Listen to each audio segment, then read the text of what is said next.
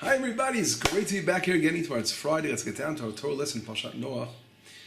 It's Rosh Chodesh, beautiful Shabbat ahead of us, and let's get down to work. I read a midrash once. There's a difference of a person when people are cold. Right? There are two ways of responding. One person can take a jacket and cover himself over and make himself warm. Or a person can actually light a bonfire and warm everyone up in the surrounding area. In other words, there are two ways of approaching it.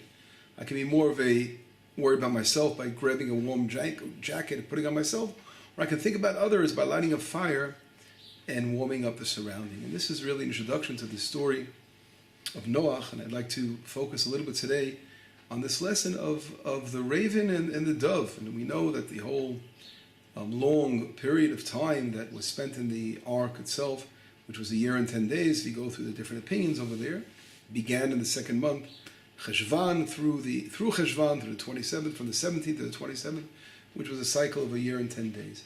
During that time, the Torah doesn't reveal to us too much about what went on in the ark itself, but we know something that seems to be standing out is that after the waters began to recede and the mountaintops were coming out, 40 days after that, Noach decides to send out the raven to see what's happening. It doesn't really say what, but it says Noach sends out the raven. And the question that we have to understand is, why does Noach choose to send the raven out? What's going on over here? And then later on, he sends out the dove. What is the deep? That's really the only serious activity that we see going on within the ark, within that year and 10 days, is that the story of sending out the birds. We don't even see any communication really going on between man within the ark itself. It's only the birds over here. And to understand this whole concept, I want to quickly review to you a short Talmudic passage in the Talmud. The Talmud in Sanhedrin, Reish Lakish brings down and says that the raven had a very powerful complaint that could not really be refuted against Noach. And he says, you're a rabbi and you hate me. A rabbi referring to God. Why? Because God says, take 7 kosher animals, put the 7 kosher animals in the ark, and take 2 non-kosher animals. So the raven was saying, the fact that I'm not a kosher animal, is it fair that there are only 2 of us and 7 of the kosher animals? That's one complaint. The other one is saying, is that out of the different species on the boat you could have chosen to send out of the ark, you chose me. I'm one of 2. I'm 50%. If something happens to me because it's cold or it's too hot, then there's nothing. What's going to be left of the ravens? My wife will be left alone. But on the other hand, there are 7 kosher animals. So you can take one of the kosher birds and send the bird away. Everything's okay. You could have easily solved the problem by doing that. So you hate me. In other words, the raven had a complaint against Noah, the way he's behaved, his father, in other words, his rabbi behaved, the God, and the way he behaved. And this is what the Talmud talks about. And the Talmud goes on to reveal something very, very interesting. It says that if we look very carefully at the verse itself, we see how the verse is so exact in the Torah. In chapter 7, verse 7, the Torah shows how when God tells Noah to enter the ark, it says Noah and his sons, and then it says his wife and the wives of his sons. In other words, Rashi comes right away and says there was segregation. That within the ark itself, there was no cohabitation, no intercourse to be allowed between the species. The wives and the husbands had to be separated throughout the whole year and 10-day period. And that was because the world was in pain and anguish. God was destroying the world. How could they live their normal lives? They should do something to express their pain and identify what was going on in the world. And this was really the lesson of separation, of segregation within the ark itself. And that's really what the Talmud brings down and explains to us, that when it says when they came, so the Torah is so exact, when they came out of the ark, it now says, God says, go out of the ark, you and your wife and your sons and their wives. In other words, they were allowed to, again, live together as one, and as husband and wife. That interesting fact, the Talmud uses to introduce that another happening within the ark, in that there were 3 species that did not listen to the segregation rules and cohabited within the ark. In other words, there was misconduct of 3 different species, and they were the raven, and the dog, and Ham, the son of Noach. These three species had intercourse within the ark, and therefore they broke the rules. And if we understand this happening, it's interesting that the Talmud itself says that there's something very, very strange and weird. It says that the raven claimed to Noach, now, if the reason you sent me out of the ark was because, was cruelty, you don't love me, or you put your eyes on my wife. In other words, my wife was left alone in the ark, and now you're putting your eyes on my wife. And Noach comes down and says, how can you say something so crazy like that? When I'm not allowed to be with my own wife, how can I think about being with something that I'm not allowed to be with it ever? With a beast, a bird. But anyway, this seemingly conversation that goes on in the Talmud talking about what was going on behind the scenes, but to realize we don't take things literally, all midrashim. They're meant to teach us very deep levels and understanding that what was going on over here. In reality, I'd like to compare all this to what I brought down in the beginning. We see that God, there are two ways of a person doing good in the world. One person can do good for himself, right? He's cold, puts on a blanket, he's taking care of himself, right? Or you can light a fire and warm other people up.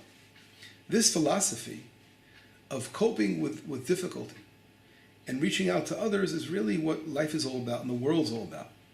When God, brought the flood upon mankind, God was hoping that Noah would do more and try to pray more. He wanted to try to see how Noah would react and try to save humanity. Just like we see later on, Abraham acts differently. Abraham is out there trying to pray for Sodom and Amorah. He's doing his best to try to rectify the world.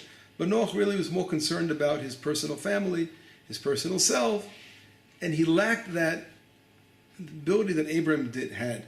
But so therefore, within the ark itself, there's always free will. Don't forget, it's one of the cardinal principles of humanity that God gave us free will.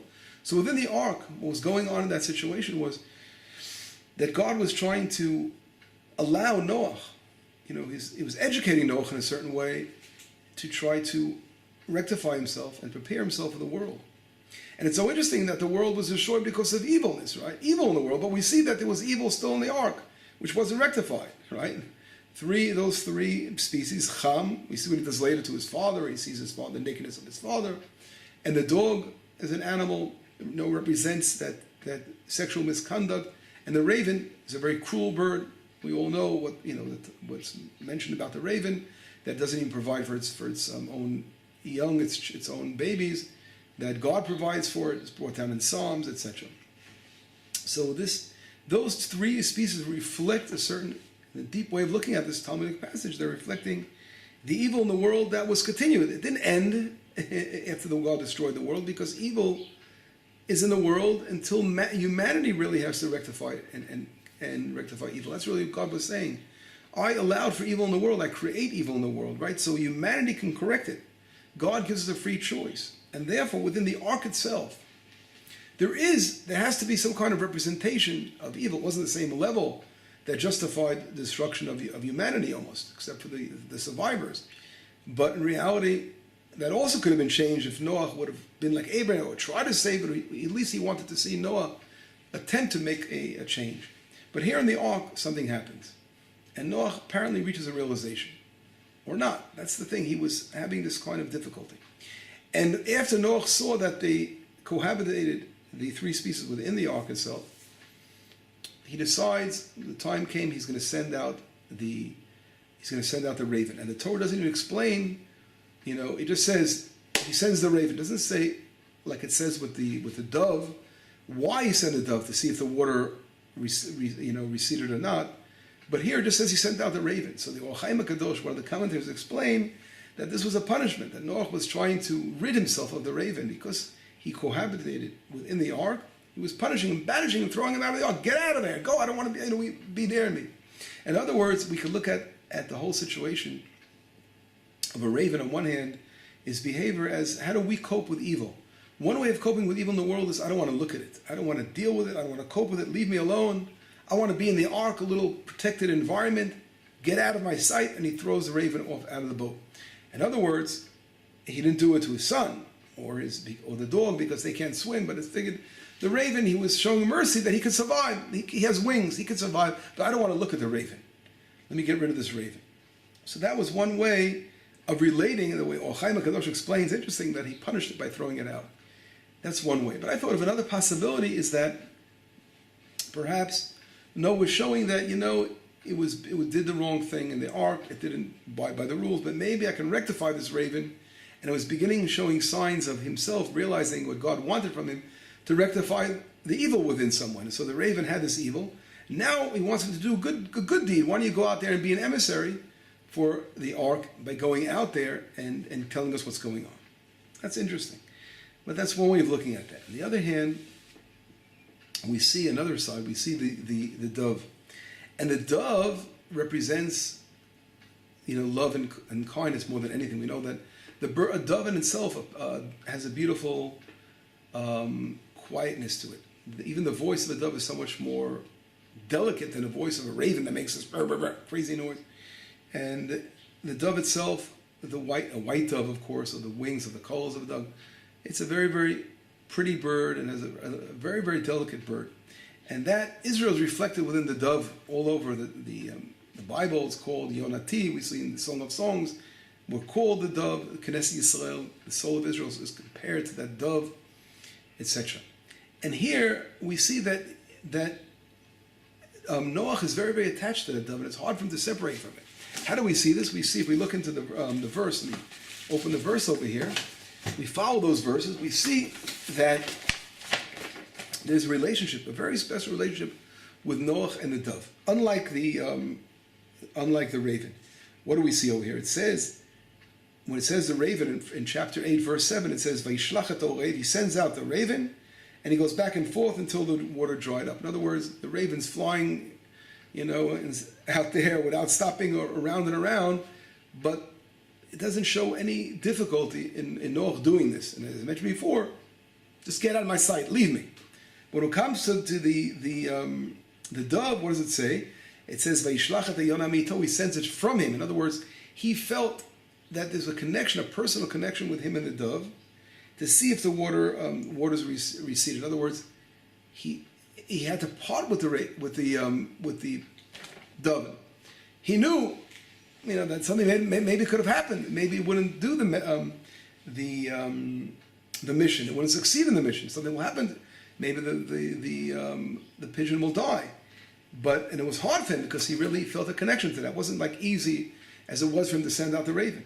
And then it says, V'lo matzah hayona manoach. It says the raven did not find rest. Now, what's the word in Hebrew? Manoach, rest, is Noach, the same name as Noach, the captain of the ship, right?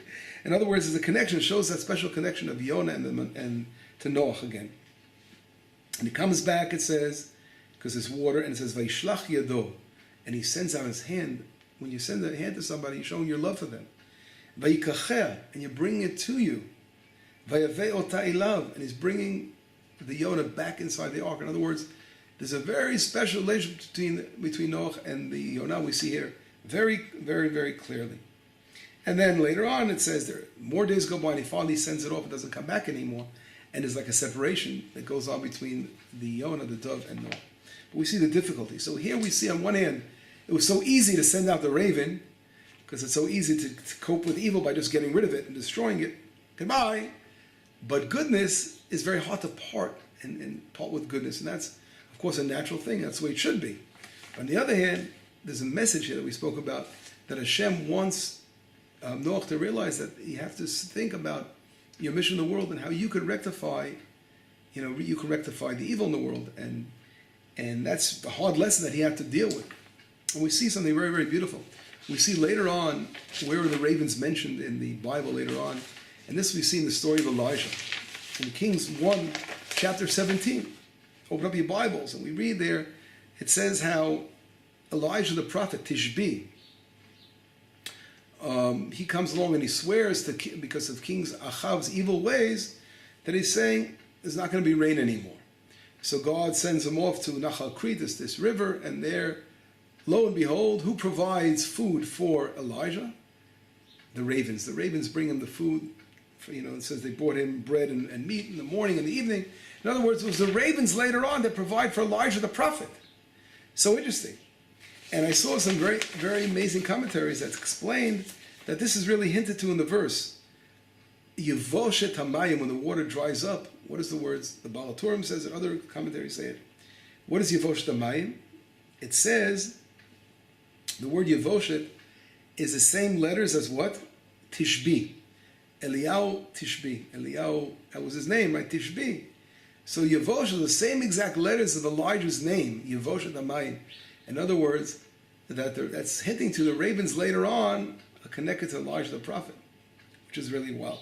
And it doesn't say until the land dried, until the water dried. In other words, that whole story of Elijah had to do with water, right? When the water dried up in the river itself of Crete. So there's something very deep here that the Torah is hinting to. That later on, these ravens that Noach wanted to get rid of them, but they do something good in that they're bringing food to Elijah. But interesting, Elijah the prophet is a prophet that sees really, he's very judgmental, right? He's a prophet of judgment. And that was his punishment. God was upset with him for being too judgmental. And his rectification was try to see the good in Israel, right? But not, to try to always talk in judgment. In other words, it was similar, reminds us of Noach in that way, that Noach was looking at the world and worrying about himself and not rectifying the world. The same thing with Elijah. God really wanted him to make a change here and rectify himself, and was trying to teach him that lesson as well. Sometimes you have to take the evil and try to rectify it, and don't give up. Evil can be rectified. Sometimes evil is so bad, like the generation of the flood, that had to be completely eliminated. But in most of the cases, people have some issues. They have some issues over there, but they can be rectified, and that evil could be cleansed and cleaned. And don't give up hope in humanity. And really, that lesson is so powerful that it continues on to Elijah, who's very connected in this way. We can look at it in a way as a connection between Noah. So we see here something so beautiful, how the Torah is making a comparison between the Yonah, a beautiful turtle dove, a beautiful pigeon, a dove that can be so lovable and so beautiful, so easy with its white wings and colors. It's very, very kosher. On the other hand, you can see this dark bird that represents, cruelty and evil, but don't give up even in certain situations where you may just feel like you have no patience for it anymore. But when there's a will, there's a way. There's always an opportunity to rectify. God was saying after the flood, there will be no more floods in the world anymore. God will not destroy humanity. But now God wants from humanity to try to uplift the world, and that we'll see later on with Abraham, who comes along and uplifts the world. And this really is reflected with the ark, which represents an incubator, represents a mother's womb. It's a process of education, and realizing that you're going to have sometimes children that are going to be doves. You're going to have children that are going to be like ravens. But God forbid, you're not going to throw your children away, right? You're going to realize that they have a little ravenness within them. You have to rectify that with love and believe in them, and later on they will do good things, as we see later. So this is one way of looking at the story of the raven and the dove here, and the infinite ways of looking at the Torah, which is, its light is so powerful. And let us learn to rectify with goodness all evil in the world, cleanse the world from the difficulties. And we can't, God forbid, close our eyes to evil. That's not the point here. The point is, no, you have to open your eyes and see how you could be a light and change and not give up hope on rectifying evil. And that's by educating and showing the light of Torah and goodness in the world. Shabbat Shalom, B'Sarot Tov, Yishov B'Nechamim.